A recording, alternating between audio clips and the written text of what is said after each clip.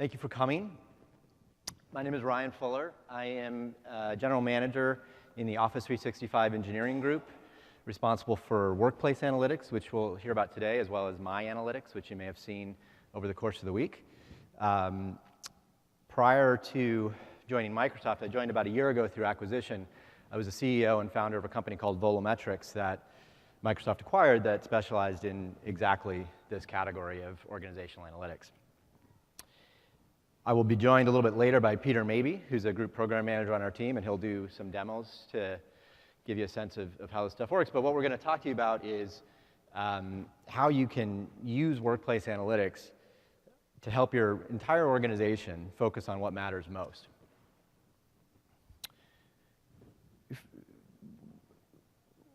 Most people should say, how many people have never heard us talk about workplace analytics before? Like, it's a lot of people. So it's a fairly new thing in the world. So we're going to introduce you to it at a very high level. However, we've been doing it for quite a while. I'll take you through the timeline. So we have quite a number of success stories that we can walk you through. This isn't just a conceptual thing that we're going to do in the future. It's going to continue to get better in the future, but we've been doing it for a while, so we'll show you where it's been successful and how. And then we'll show you what it looks like as a demo, and then tell you how you can get at it. Before we do that, I'm going to pose a question that seems perhaps like a mundane question, but it's a pretty important one in organizations, which is, what if you knew how your people and teams actually work?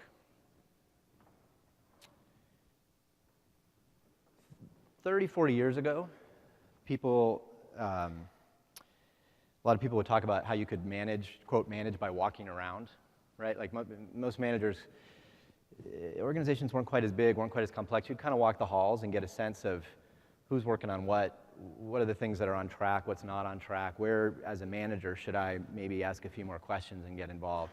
You could kind of have more readily, you could have a finger on the pulse of the business. That's changed. Over the last several decades, through technology advancements, through the ability to do asynchronous communication, web conferencing, for tools like spreadsheets that allow particularly knowledge workers to just accomplish more work in any given day than they ever did before, there is just a lot more that gets done all the time. Simultaneously, companies have become more global. They've started to work 24/7. The level of complexity has just skyrocketed. So now, in most large companies, you might have hundreds or thousands or tens of thousands of employees working all around the world, and it's almost impossible to have any idea what's going on. So even if you assume, as we do, that everyone has the best intentions and is doing their best work on the things that they believe they should be working on, the odds of that work happening in a well-aligned fashion are very low, right? Like, everybody has their local set of context and their local set of priorities that may or may not coordinate well with the rest of the broader organization. So this is a huge challenge. And the question, again, back to the question on the slide, is what if you did know? What if you as an organization, you as a leader in an organization, could know what was actually happening on a daily basis? What might you learn? Quite a few things. So I'll give you some examples. And these are case studies from companies we've worked with. I'll just give you the soundbite examples now. We'll do a few in more depth a bit later. But you might learn something like common knowledge is completely wrong in your organization. So this is a company we worked with using workplace analytics that believed, they worked very heavily with channel partners that much of their revenue came through, resellers, system integrators, stuff like that. And they wanted to evaluate whether or not they were engaging and managing those relationships with partners as effectively as possible. They came to us and said, here's a list of the 700 employees that manage our channel relationships. Tell us if we're right, if those are the right people on the list, and tell us, if there's any opportunities to make it better. We did some analysis, which I'll tell you about later.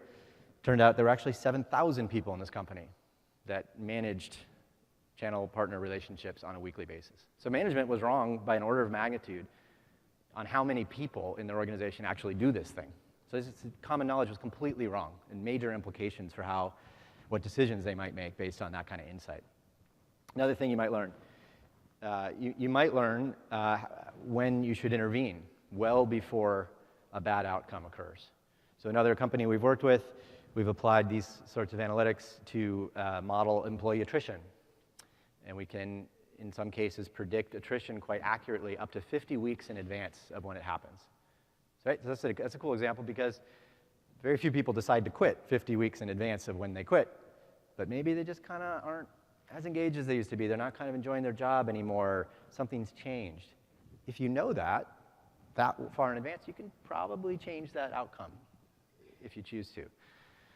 Another thing you might learn how to take 10,000 hours back.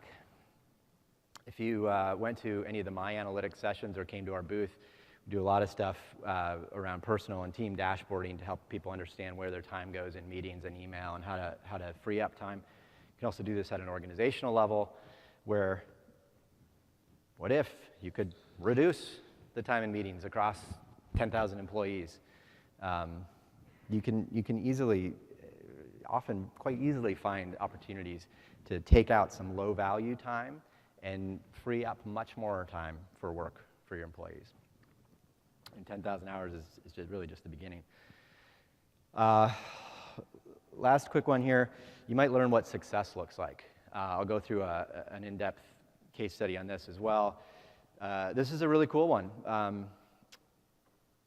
Most companies generally know who their top performers are across different roles.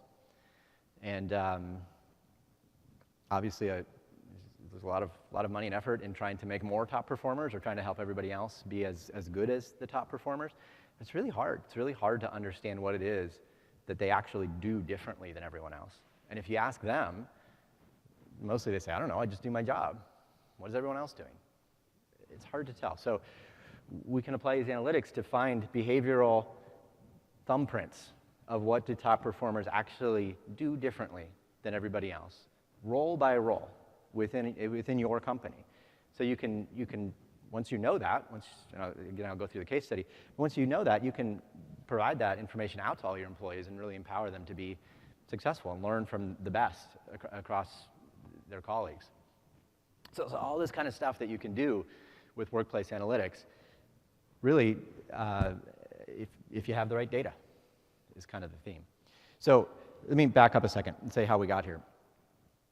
Volumetrics was founded back in 2011, so about 5 years ago now. It was coming out of a lot of work I previously did at Bain as a management consultant, working with a lot of big companies to solve many of those kinds of problems where senior executives would say, hey, we don't know why we can't get enough sales productivity, or our company moves too slowly and it's too bureaucratic and we can't make decisions fast enough, or our employees are disengaged, you name it.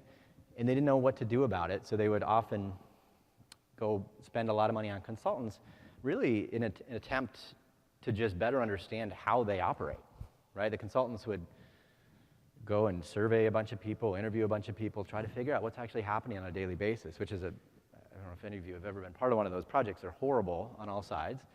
And they yield bad data, and then bad decisions are made on that bad data that lead to often to reorganizations that cause more problems, and then that happens again in a year, and then these companies get in this like never-ending cycle of reorg.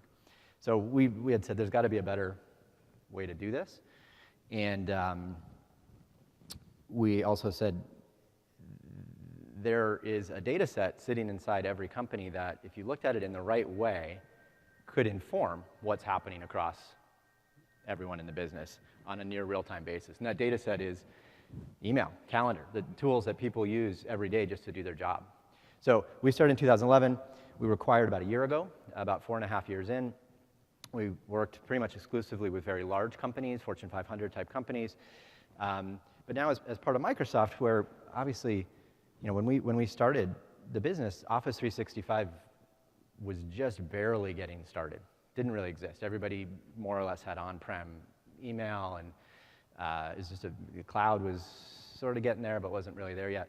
So Volumetrics, we had to do this sort of company by company, where we would often install on premises and pull their data out of Exchange, and then do all kind of analytics on stage in their data center. And we couldn't take advantage of various cloud opportunities.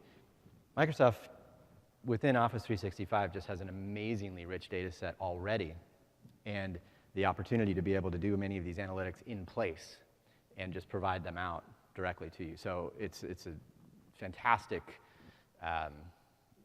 opportunity to take this to a much bigger scale. But so that was about a year ago. We've been at this, and Microsoft is pouring quite a lot of investment into it. We have a few products. I mentioned My Analytics. This is a product that launched in December of last year.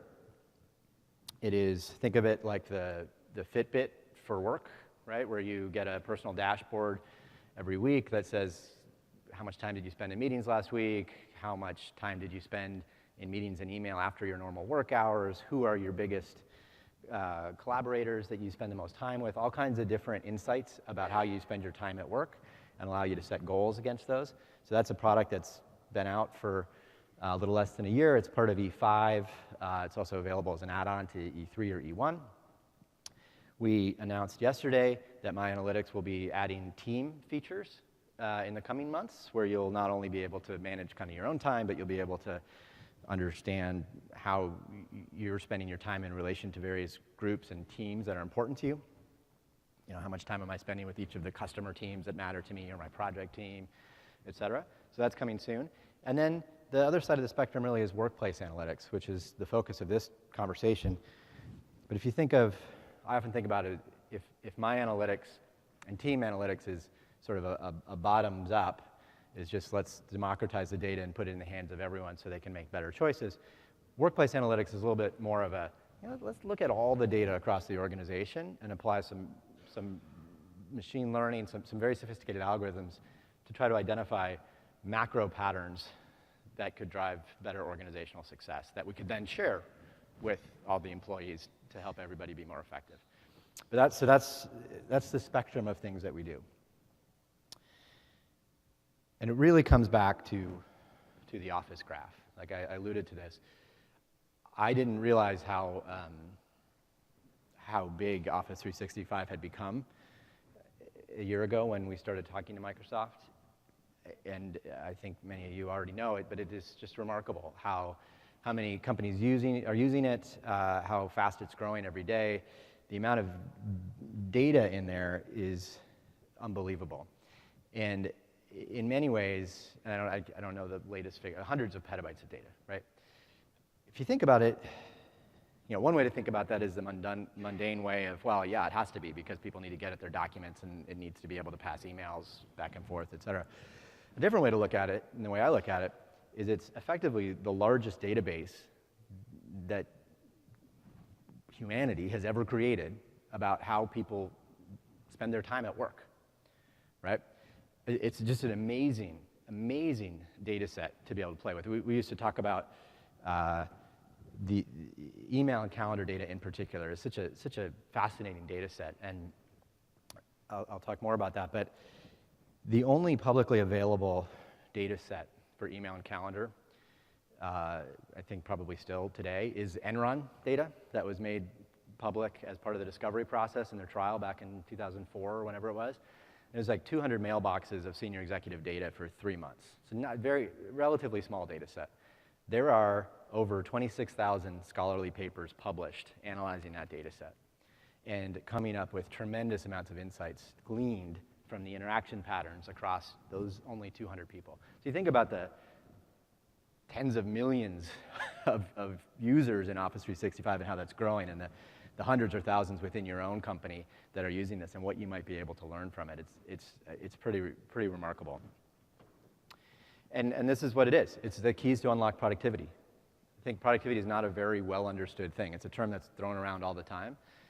But particularly for knowledge workers, where work is not about just completing the same tasks faster.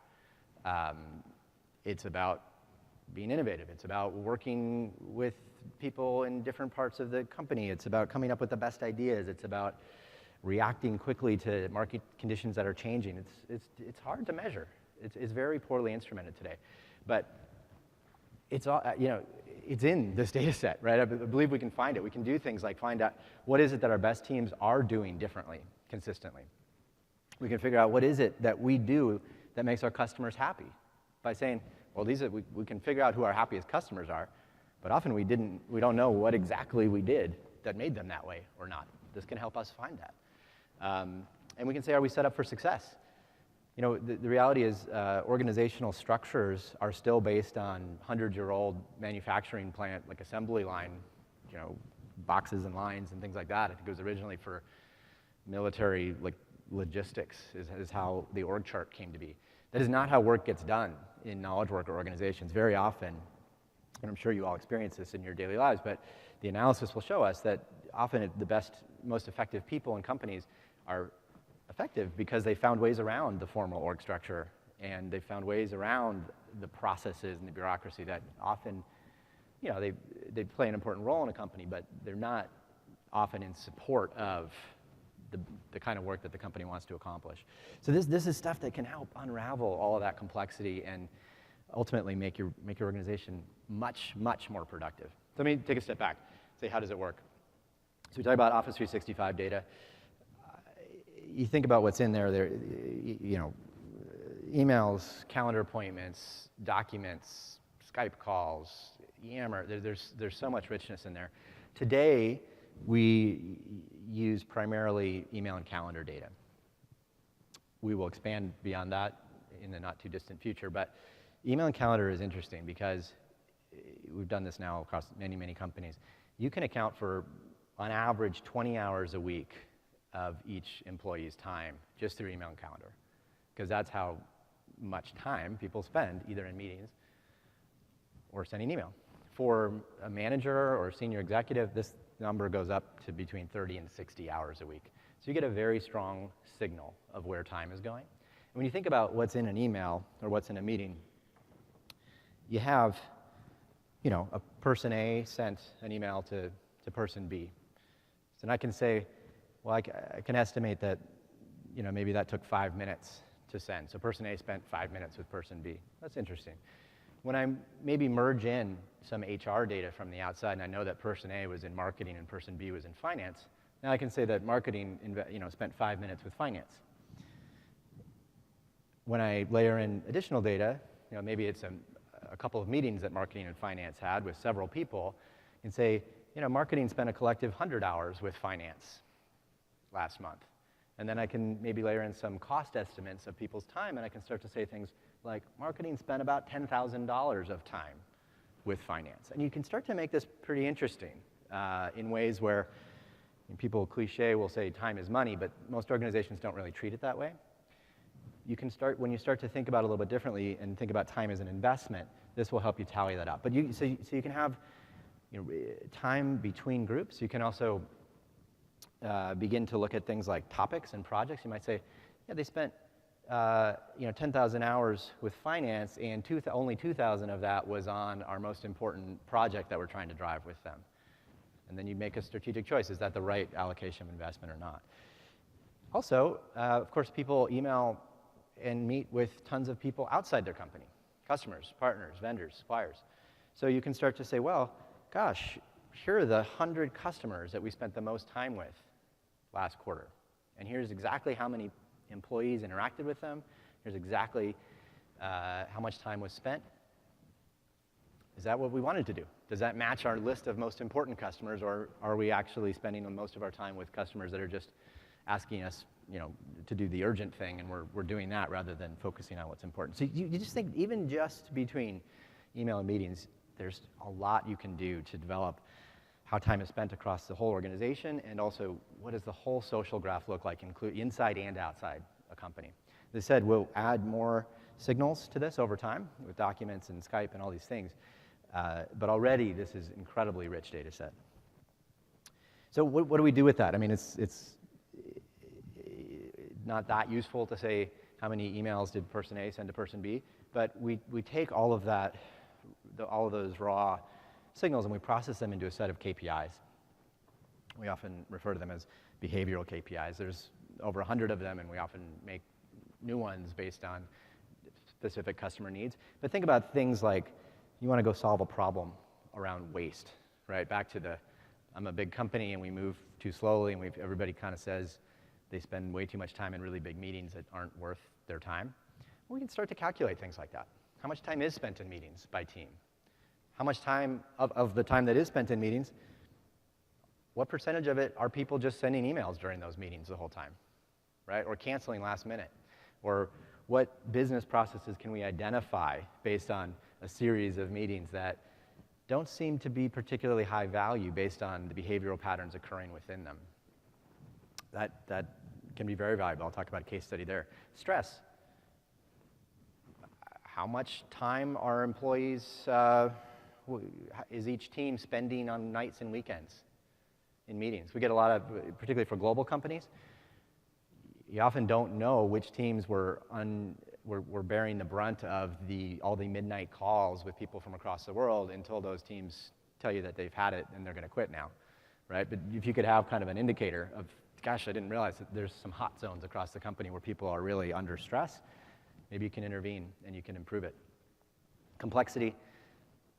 Where are there teams that are being pulled in 50 different directions? Where are there silos across the organization? Where is there redundant work being done?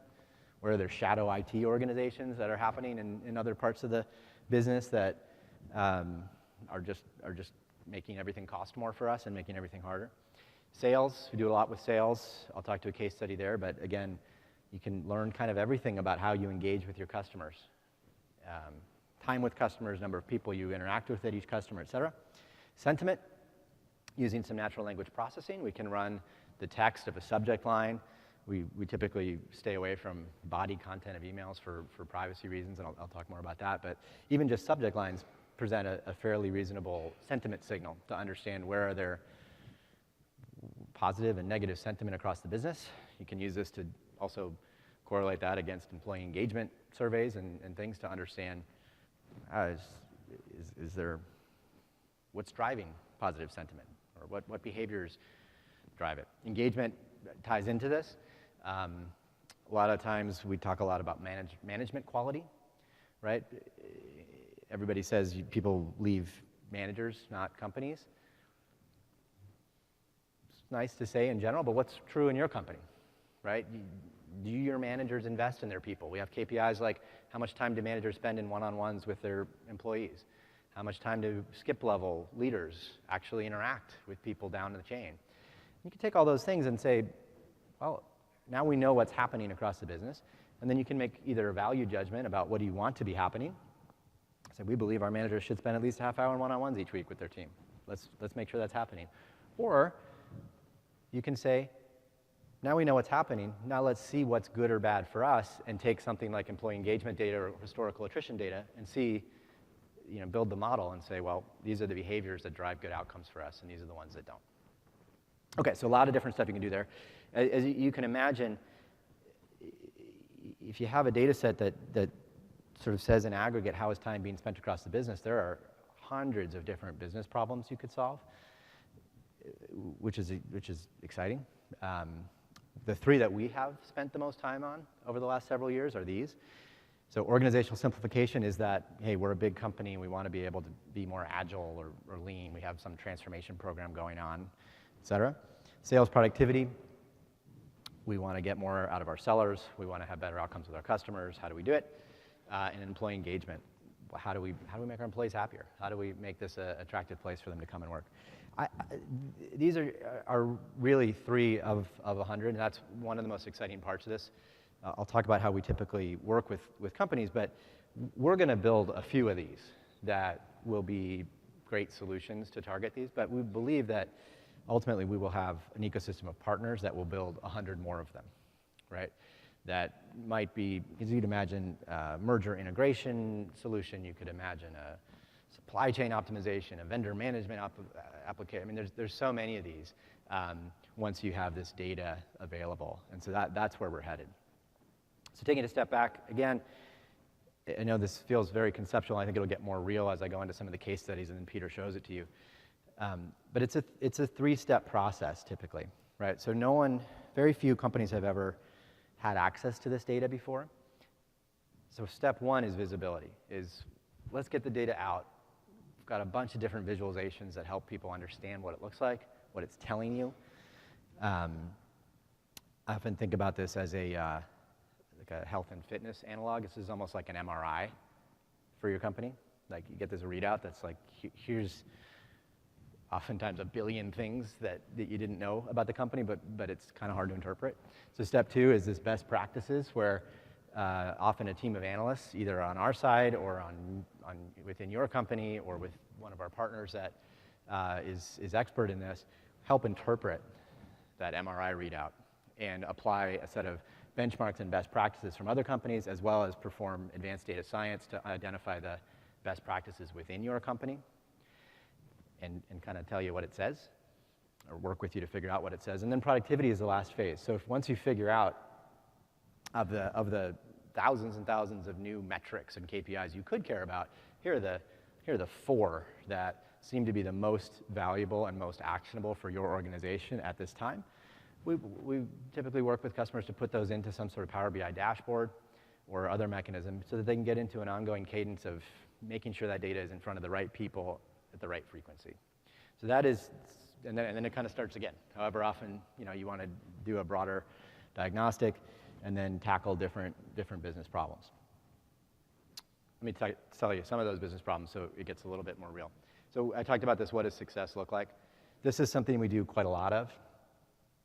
And it's just kind of it's like kind of a no-brainer in many ways. But we take, in a B2B sales organization, my clicker has, oh, no, there it goes. We will take all that behavioral data that I talked about. We'll merge it with HR data so we know org chart, kind of who's who in the organization at a role level. And CRM data so we can take emails to external recipients and map them to actual customer accounts. And then we also pulled in quota attainment data for the sellers. So we could say who are the top performing sellers, medium performing sellers, and low performing sellers. It's a great thing. There's a lot we could talk about around privacy on this, but just to assure you, it's not even that interesting to look at this at an individual level. That's not the point of this. The point is to find macro patterns across the company. Like I want 3 groups of sellers, high, medium, low, right? And there could be 100 people, 1,000 people in each one of those groups, just so I get the footprint, right? So then I can start to say, of my highs, how do they look different than everybody else? And this is some disguised data from an actual customer, but just to highlight some of how this plays out. In this particular example, the first KPI, the top performer spent 43% more time with customers. So that means directly emailing or meeting with somebody that was at a customer account. So 43% more time. This is pretty intuitive. Most sales leaders would say, yeah, obviously. Top sellers just sell more. That's what I'm telling everybody. They should stop spending all their time internally. They should get out there, spend more time with customers. Fine. The next 2 are less intuitive. And they kind of go together. What we learned for this particular company is they spent more time with customers in general, but they actually spent that time with fewer accounts. So they invested all of that time that they had in only 11 accounts over the course of a quarter, whereas the sort of average and low performers spent with 19 accounts.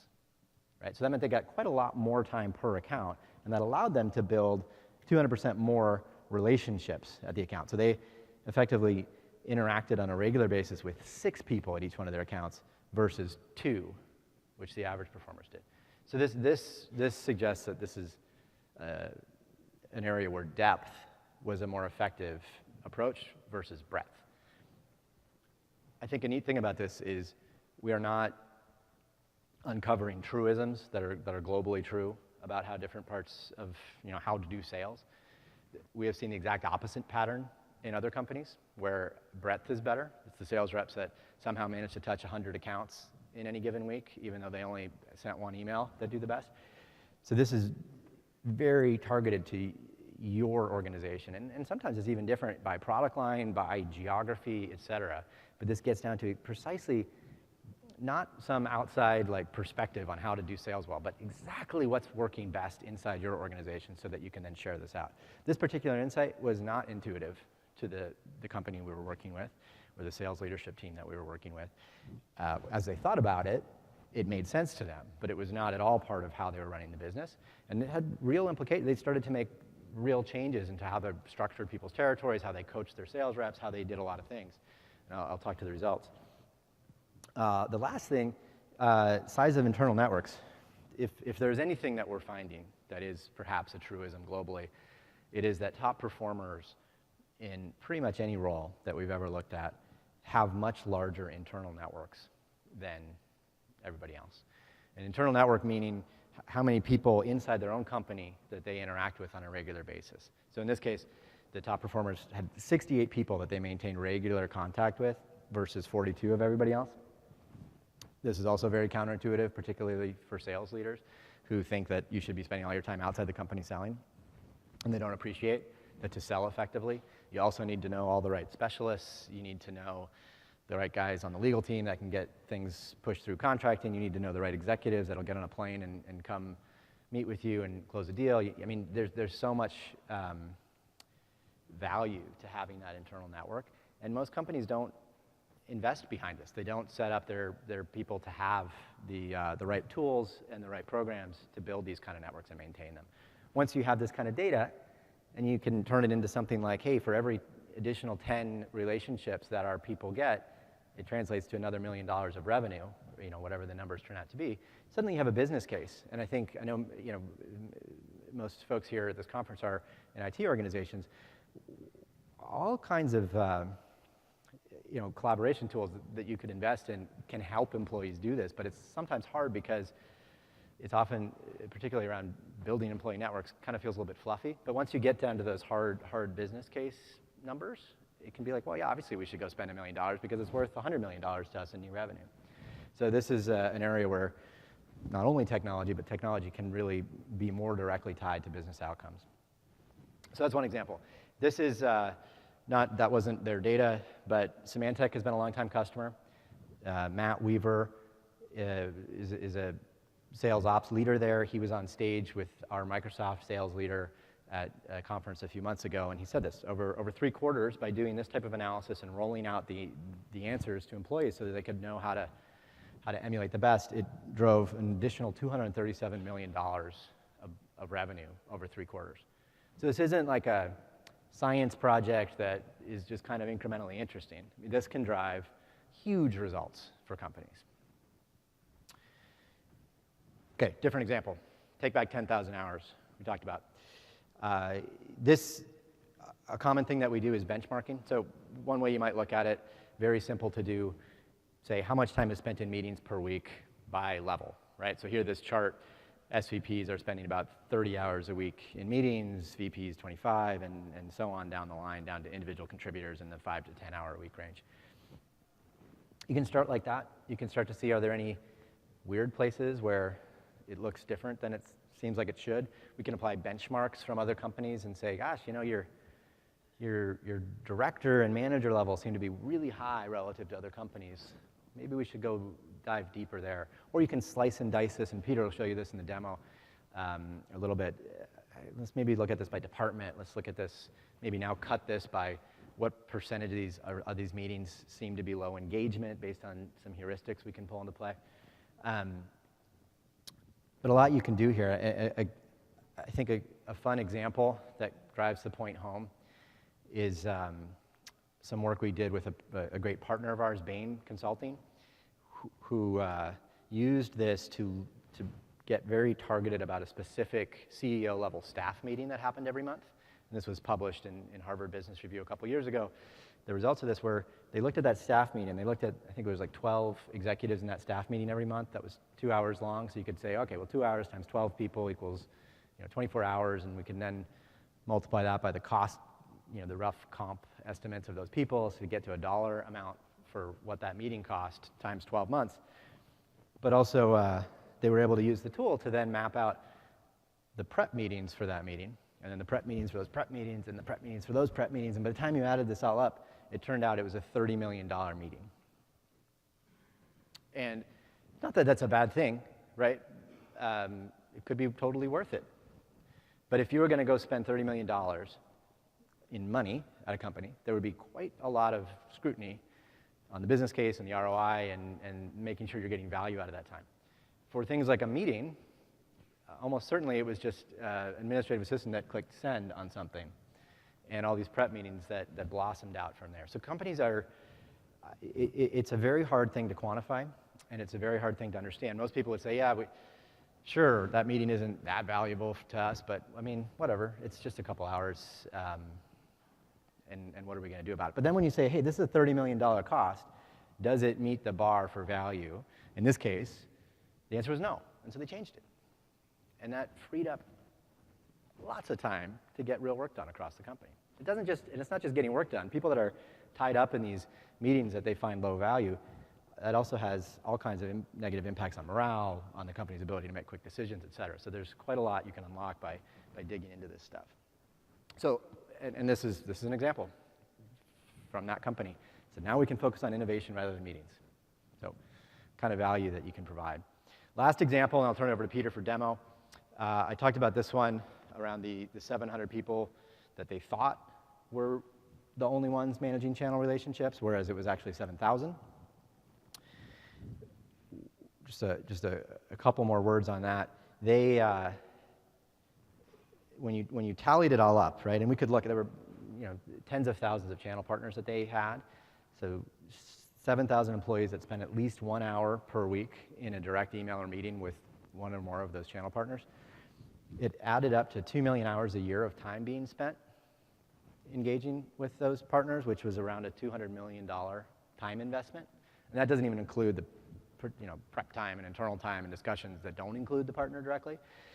So it's undercounting.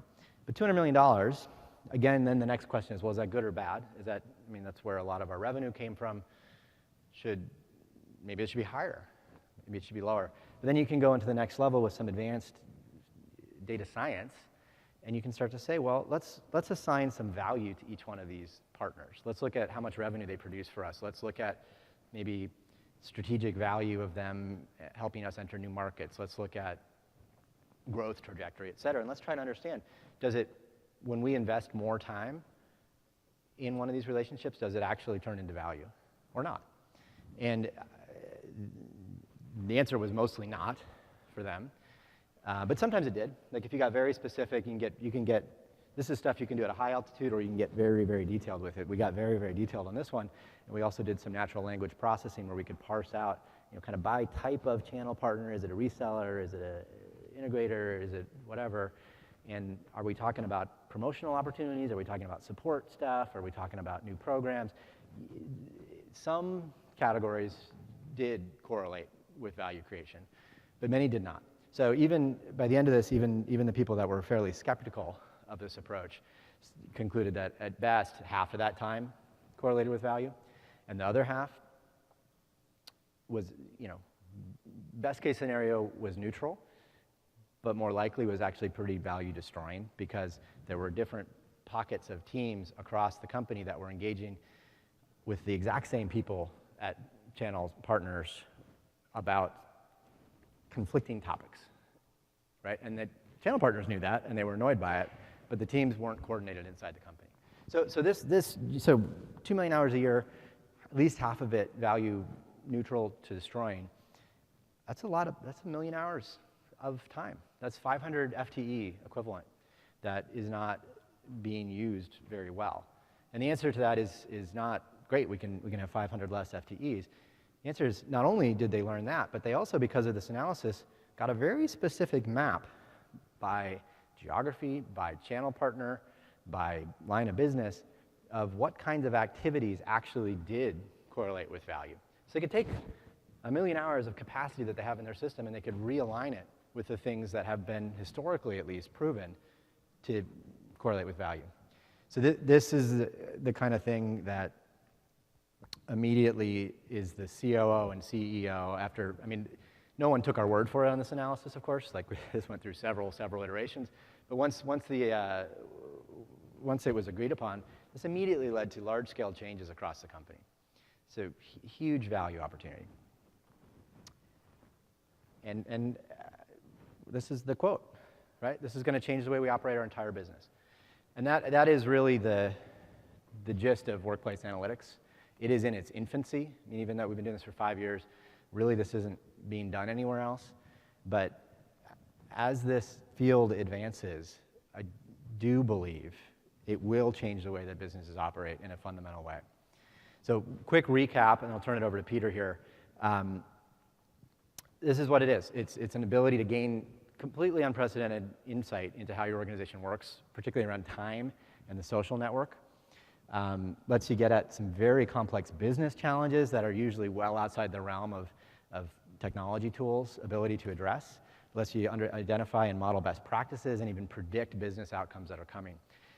More tactically, what it is a set of dashboards, data visualization, ability to explore data, a set of very unique KPIs that are new, and we call it wide business application. The reason for that is because it can be applied to so many different parts of the business. So it can truly be a platform that you have teams of analysts across the company using for all kinds of different purposes. To that, I'm going to invite Peter up to show you something a little bit more tangible here, and we'll come back up and take some questions at the end. Morning, everyone. Thanks for having me. Just be a split second to set up.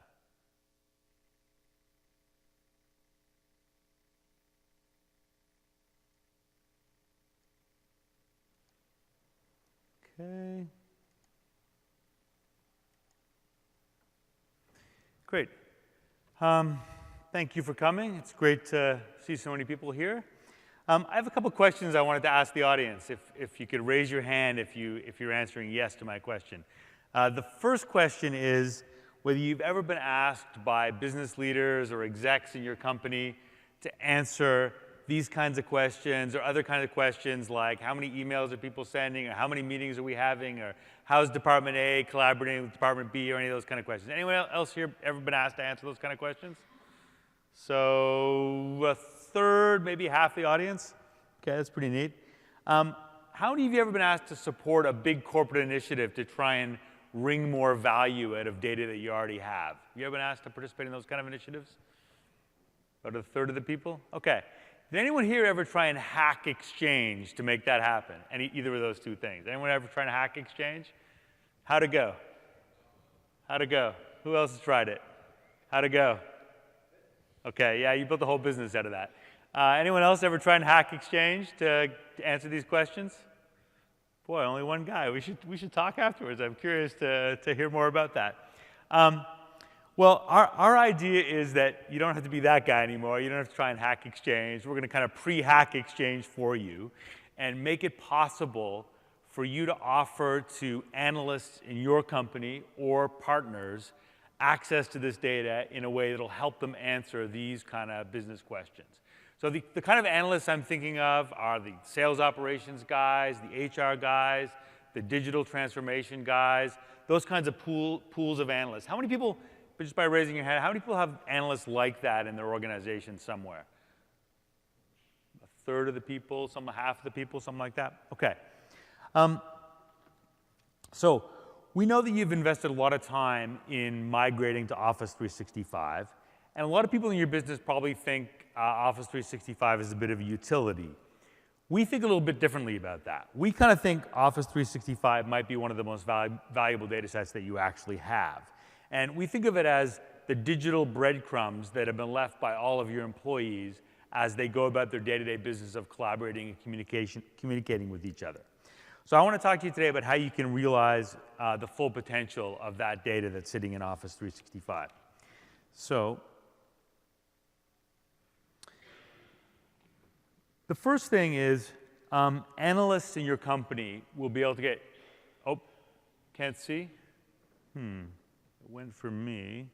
Where's the clicker? Let's try that.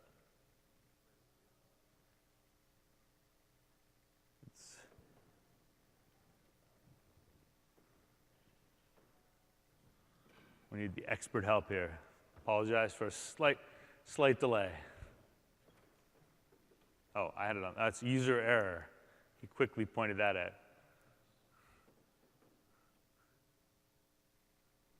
How's that? Awesome. Thank you. So the first thing is analysts in your company or analysts in a partner that your company selects will have access to the rich KPIs that Ryan described. They'll be able to put those KPIs in the context of other line of business data that you have in your company, principally HR data and CRM data. But you'll be able to join it with any kind of line of business data that you have, We'll talk more about that later. And third, while the ultimate goal is to make your analysts self-sufficient with this, Microsoft is going to be there to provide training, consulting, cookbooks for common use cases, and business consulting services if that helps in your particular problem space. So how do we do that? Well, as Ryan talked about a little bit, the first thing is that we have all these rich signals in Office 365. We're starting with email and calendar. Of course, we have document signals. We know that Bob edited a document at 5 yesterday at the same time as Jane edited the document, et cetera. We have all that metadata, all those email logs.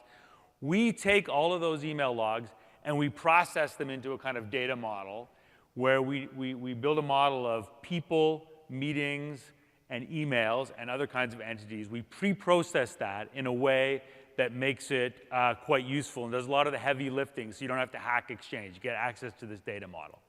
Then we have this technology, this app called Workplace Analytics. And the Workplace Analytics is a bunch of compute and storage and business rules that allow you to query that data model and transform it into the KPIs that Ryan talked about. And I'm going to show you a demo of how that works in a second. But so that you got to imagine kind of we look at the underlying email logs and other transactions that are happening in Exchange. We pre-process those into a data model, which you can then query and transform into those KPIs. And we provide everything that you need to do that. All the storage, the compute, the business rules, everything will be provided by Microsoft. And we also provide of course, privacy and data security are pretty important. You've invested a lot in getting compliant, and you know that Microsoft takes that very, very, very seriously. So 2 important things about this product. One, we will ensure that no one gets access to this information without an action from the admin, the Office 365 admin team in your company. So you'll be able to grant access to analysts, whether those analysts are in your company or in a partner company. Second, we'll provide you with the configuration you need to use the privacy and access controls that are appropriate to your business and to your locale. I mean, this is very complicated, as all of you know. If you're in Germany or France, the rules are different than the United States, et cetera. So we'll make sure that you have the knobs and dials that you need to comply with local laws and the culture of your company. Just quickly before I turn to the demo, just to kind of frame up the demo, how you'll see the flow of the demo. It's kind of a 3-step process in this. The first, and we're taking the analyst perspective, so we're imagining that the Office 365 admin has given access permission to an analyst. We're thinking from the analyst's shoes. The first thing the analyst does is validate the data. They want to make sure that it's appropriate for the business needs, that it's fresh and up to date, et cetera, and I'll show you how they do that. The second thing is they query the data. There's a couple different paths to do that. There's kind of a highly customized query builder, which I'll show you. There's also a bunch of pre-canned queries and pre-canned visualizations and views, which I'll show you. Once the analyst has the data, they can use their favorite BI tools to do the analysis. We'd love it if they'd use Power BI. We love Power BI. We want the whole world to use Power BI. But we don't require that you use Power BI. We'll give you the underlying data, and your analysts can use whatever BI tools they commonly use. So let's have a look at how that goes.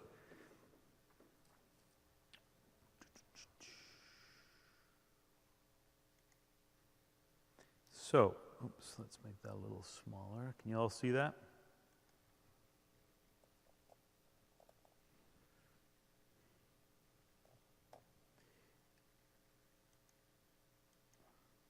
Okay. Can you see that okay? Yeah, good. So this is what I was describing earlier as the data validation phase. We call this the home page of the Workplace Analytics app. You kind of get a high-level view of the key data that's in your system. So if you look on the left, there's 25,000 employees whose data we're processing. They're collaborating with 125,000 people outside the company, partners, customers, et cetera. You get a little bit of data about the average email hours, the average meeting hours, just to kind of give you some context, make sure that kind of feels right to the analyst. In the middle, you get some trend lines on that data, kind of gives the data analyst some validation of whether this looks right. Depending on the industry, You know, you see dips and spikes at holidays, end of quarters, retail season, et cetera.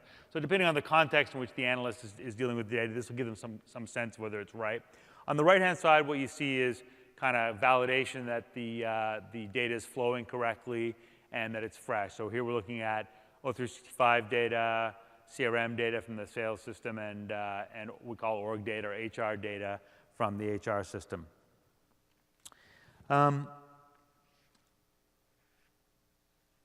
So the next thing the analyst does, they feel good, they feel like the data's flowing, the data's validated, it feels pretty good.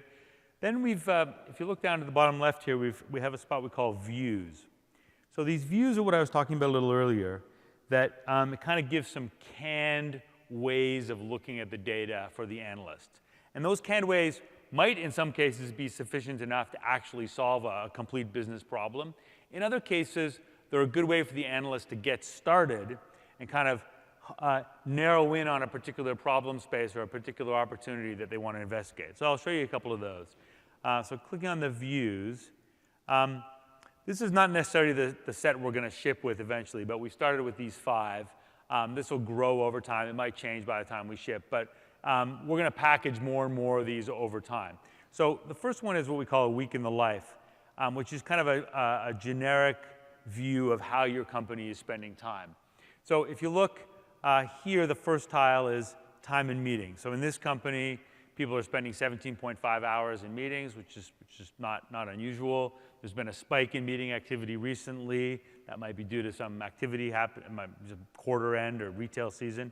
And then, remember I mentioned that we let you bring in HR data. So this is the first example, if you look down the left-hand side, of departmental level. So we tag in the underlying data model, we tag each individual with these attributes about which department they're from, what level they are, what their title is, whatever is appropriate to the circumstances in your business. So in this case, these are kind of department names. So you can have a look at the data for department. So that might give you some insights into areas that the analyst could drill into further. And I'll show you how they might drill into that further in a little bit, but this gives you a quick little start. This data here, time and emails, is interesting. Ryan was talking about that earlier. So once again, in this company, they spend an average of 8.2 hours a week in emails. You can see the spike, you can see the team's averages. That might give you some areas where the analyst could start focusing. So a second example, going back to views, is what we call enterprise connectivity. So here what you're looking at is something a little more sophisticated. You know, remember Ryan described, he said, hey, I think he said sales is talking to marketing. So he said, hey, you know, first one guy in sales sends one email to marketing, and that's interesting, but when you aggregate those all up and put a dollar value on it, then it gets really interesting. Well, you can think of this as an instantiation of a way to view that data across the whole enterprise. It's a bit of a heat map. So I think of it as one of those, you know those old style road atlases where you have this list of cities down one side and the list of cities across the bottom, and you find the distance? This is the equivalent, but it tells you how engaged those two parts of the business are. So for example, here, this is sales or IT, or this is sales and engineering. So sales and engineering collaborated for 1,840 hours in this particular time period. So you can look at this, you can look at trend lines on this, and the analyst can start to focus in on some parts of the business that are particularly relevant. Maybe this might be enough to answer some simple problems. You know, you did a reorg. You know, is part A of the business collaborating successfully with part B of the business? Is a company you recently acquired that you brought into the business collaborating successfully with other parts of the business? So in some cases, this might be enough to answer a complete problem. In other cases, it might just be a start to a more complicated analysis. So let's imagine that we had an analyst who wanted to dig a little deeper into one of the problems that Ryan described, say the meeting collaboration. Could be anything, but let's pick the meeting collaboration. So the way they would do that is they want to generate the KPIs for a specific set of people under a specific set of circumstances. So we're going to build a query interface UX query builder that'll let you do that. And the way to think about this is it's just a very simple UX that generates uSQL, and then you're querying. We process the uSQL and give you the results. So I'm going to say that again because it's kind of an interesting, powerful idea. It's like you can query Office 365. That's the way you should think about that. You can write, you can't quite write, you can use this UX to write USQL that queries this underlying data model and gives you access to the things that that guy had to hack for. So instead of hacking, you can write USQL and get everything you need to know for your entire business. Well, we think everything you need to know about how people are collaborating and communicating in your business. I think that's a pretty powerful transformational idea that we can do because we have scale and because we can bring the best of machine learning and we understand the internal dynamics of the system in a way that lets us make that happen in a very accurate, very sophisticated way. So let's look at that query. So imagine you were going to do some sophisticated query. You click on the query builder. Let's call it Peter Ignite query. Blah, blah, blah. You can pick a date range. In a lot of these studies, long-term data set is pretty important. You're looking at executives want to look at long-term trends. That's pretty important to have a long data set. In other studies, it's a more select. We'll just select a random date here. In other studies, it's a more recent phenomenon that's interesting. So let's just quickly go through a simple example. So the filter enables you, using these attributes of people, to select the population that you're interested in for the study. So you could say HR, or I don't know, what else we got in here? Sales, marketing, operations, et cetera. You can say, hey, I'm interested in everyone in the company. I'm interested in a particular population. I'm interested in people 5'10" and higher. I'm interested in people whose tenure is less than 5 years. There could be, I have no idea. There could be many, many variations on that.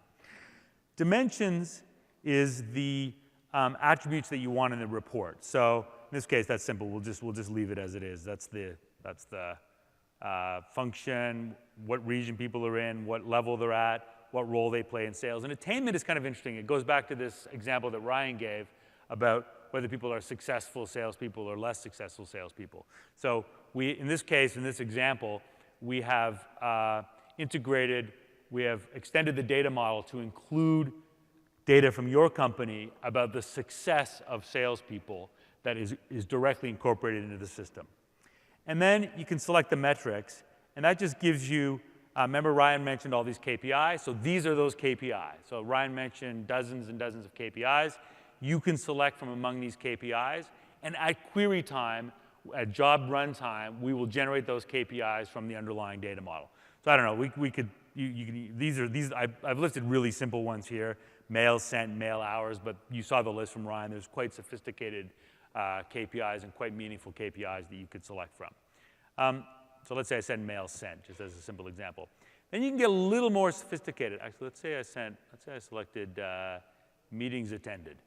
And then you can actually customize a little bit that metric to select the particular attributes that you're interested in. So you might be interested in long meetings, short meetings, meetings with a lot of people in it, meetings with few people in it. So there might be various properties of those KPIs that you want to select from that is interesting for your study. So then normally you just click run and that query would run. I'm going to skip that and show you, if you go back to queries here, we have a pre-canned query, which we call wasted meeting hours, which is similar to the example that Ryan used. So let's imagine that instead of doing that customized query, I had started with this pre-canned query. So I have this pre-canned query called wasted meeting hours, which might have been created by Microsoft, delivered as part of the product, might have come from you guys, might have come from your analysts, might have come from a partner in the ecosystem. However, it's kind of pre-tuned and pre-organized to help solve a particular business problem. So we'll run that query. Okay. And so we provide a job framework. Those jobs will run. Some of them take some time. It is in a large company like in Microsoft. We've done some of this with Microsoft now. Microsoft has 200,000 mailboxes. You run queries on 200,000 mailboxes for a year. That's a lot of compute. So some of those jobs can take many minutes. But like a cooking show, I've pre-baked the answer. So let's just skip to the outcome. You could, when that's done, you could download it. It'll download, and you can get the export and then take it to your BI tools. But let's imagine we've done that, and we're going to our favorite BI tools, which, of course, in my case, is Power BI. So let's click on Power BI. So this is an example of a, let's actually unclick this. So this is an example of the kind of study that Ryan talked about, meeting inefficiency or efficiency. So in this case, this is a pre-canned Power BI report, which has been pre-built to be paired with that particular query. And this would be the kind of thing that an analyst could use to solve common meeting or analyze common meeting use and meeting pattern, meeting efficiency problems. So as Ryan said, you might be interested in a particular department or a particular region. So you can slice and dice by a particular region and see that. You can look at, Brian mentioned the management level has a lot more meetings than the other levels, et cetera. So you can slice and dice by these HR attributes, by region. You can look at department, et cetera. Just to highlight some of the metrics, the overall meetings for this organization are kind of what we think of as okay.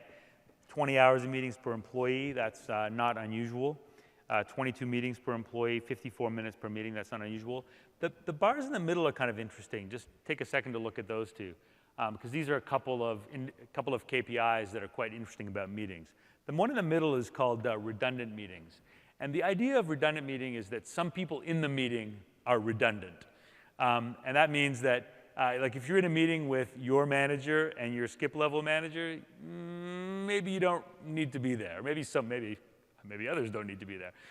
But maybe someone doesn't need to be at that meeting. If there's multiple levels of management, it's not for sure. I mean, in some contexts it might be appropriate, but that's often an indicator of unhealthy meeting culture and something that an analyst could dig into to investigate further. Low engagement meetings are some mixed indicators that we pulled together to suggest that people might not be paying attention in that meeting. For example, they're multitasking in that meeting, or they frequently decline that meeting, or they are frequently double booked with that meeting. There's some ways of detecting people either not paying attention in that meeting is essentially the concept. So the analysts kind of look at this and say, hey, I'm kind of curious. Well, what are these meetings? What departments are having these meetings? How many meetings are there? And you can query the underlying data model to get the actual list of meetings. And the analyst can start to actually investigate at a more granular level what's going on. So you can see this is kind of a pretty interesting, pretty powerful way to get at that underlying data, to represent that data, to query that data, and to analyze that data that could actually help people in your business solve some of these pretty powerful business problems. So we're super excited about this. We're making some pretty massive technology investments to make this possible. And we think it can really help transform your business, and it's something that you can offer to your business as a new way of thinking about the asset that you've built in transitioning to Office 365. So Office 365 is not just a utility you're offering your business to process mails. It's actually a repository of knowledge and insight into how your employees are behaving and what they're doing that we think in many cases can actually transform significant parts of your business. So I'm going to stop there to make sure we leave adequate time for questions, because we have 11 minutes and 47 seconds left. One more thing. Yeah. Let me close. Let's see. So you, hopefully at this point you're wondering, how do I get that? Let me see. So the last part. So this is. You can get this now. Not everybody can get this now, though. Basically, what we have, as I said, Bolometrics has been doing similar stuff for many years. We have what is called the Prime program. It is a paid early access program is one way to think about it. So you can't, we're unfortunately not at a point with the technology yet from a scalability perspective that we can just say, yeah, go kick the tires on this today. But if you believe that your organization is ready for this and it fits with some priorities that you have, we would love to talk to you and figure out if now is the right time or when is the right time. We have in dozens of customers that we're working with right now deploying this and intend to grow it quite quickly over time. So if you think now the time is right or you want to start talking about when the time might be right, we'd love to hear from you, daprime@service.microsoft.com, or you can hit up one of us. And that's it. We're happy to take some questions. Thank you.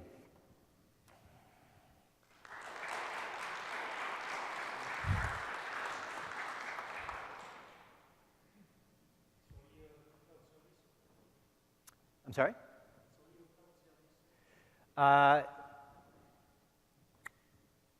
It is, right now, in this early access program, it doesn't have to be, well, when you say cloud service, you mean it only works against data that's already in the cloud, or do you mean?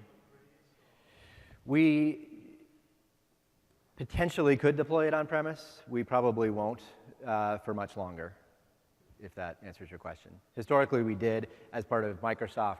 We're pushing very hard to have everything be self-contained in Office 365.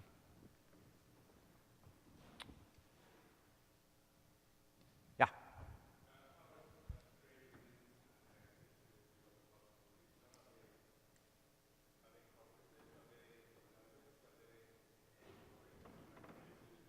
How is who reacting? Trade unions. Yes, the question is, how is trade unions reacting to this? Are they nervous about how it could be used? Yeah, I've spent a lot of time in the last 5 years talking to lawyers and works councils and things like that. It's a new, as I said, it's a new type of analytics that's really very much in its infancy. We have performed it all over the world. It just takes some conversations to figure out, as Peter described, the right settings from a privacy perspective and from a culture perspective. Very often, companies have ultimately decided that it is de-identified at a sufficient level that it's not a big deal, and works councils have concluded similarly. But it has to be done right? That is a very important thing, that this doesn't get used for the wrong purposes, and that both compliance and privacy are handled appropriately. So that's a huge focus of both our technology strategy and the way that we engage. Does that answer your question? I mean, are people nervous a little bit? Yes, because it could be, certainly. But again, as more and more, I used to say, if you said 10 years ago, how do you feel about a company like Google knowing where you are within 5 meters at any time because they're on your phone, you'd say, that's crazy, I don't want to do that. But then if you said, but what if it could help you get to where you're going with less traffic? Like, okay. So I mean, if in the absence of really understanding the value you get from something, I think people get more nervous about what it, the perceived invasiveness of it. So I think as this market matures and as there's more and more great case studies in which literally 100% of our successful, great customer outcomes are all about empowering employees and help them be more effective, I think that it gets easier as we go. But it's early days. Other questions? Okay, well, thanks again. Oh, yeah.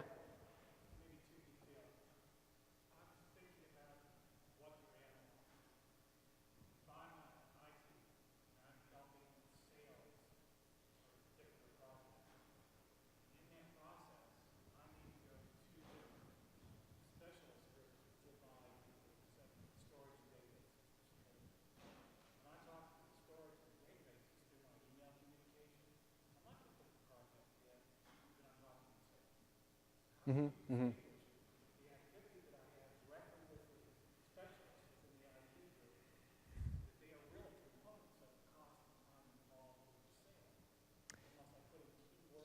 Right.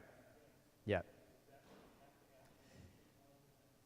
Yeah. So I'll briefly summarize so people can hear. I think the question is kind of how when you get down to the next level in this example, helping do an IT project for a sales team, but then having to coordinate with other teams in the delivery of that, how can we detect that that's why you're coordinating with the other IT teams, and that should be basically counted as part of that sales technology project, right?